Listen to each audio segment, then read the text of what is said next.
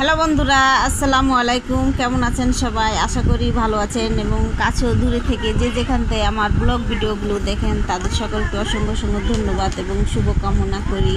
আমি প্রত্যেক দিনের মতো আপনাদের মাঝে নতুন একটি রেসিপি রান্না নিয়ে এসেছি।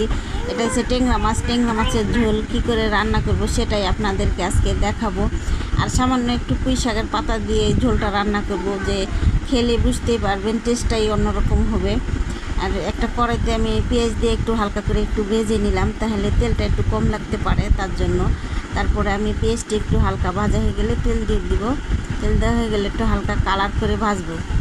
এখানে লবণ আর মরিচের গুঁড়া, ধনিয়ার গুঁড়া আর হলুদ গুঁড়া, আদা রসুন বাটা যেটা একসাথেই আছে সেটাই আমি সম্পূর্ণ দিয়ে দেবো। এখন দেওয়া হয়ে গেলে একটু নাড়া দিয়ে হালকা একটু পানি দিয়ে একটু কষিয়ে নেব মশলাটাকে।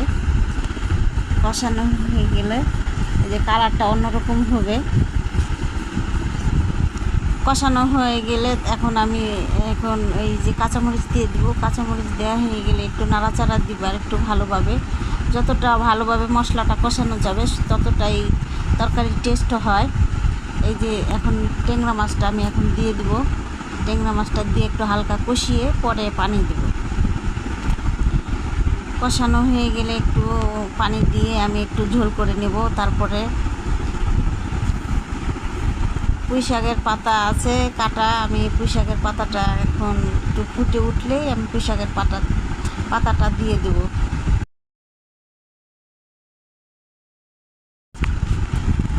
তরকারিটা আমার ভালোভাবে ফুটে গেছে। আর পুঁই শাকের পাতাটা আমি এই যে ছোটো করে একটু কেটে নিয়েছি, ধুয়ে পরিষ্কার করে এখন পুঁই শাকের পাতাটা ধনিয়া পাতার মতো করে দিয়ে দেবো। এখন দেওয়া হয়ে গেলে সিদ্ধ হবে, পাতাটাও সুন্দরভাবে আর ঝোলটাও হয়ে যাবে ভালোভাবে। আর আমার ভিডিওটি যদি আপনাদের কাছে ভালো লাগে তাহলে একটা লাইক কমেন্ট করে দিবেন আর একটা সাবস্ক্রাইবার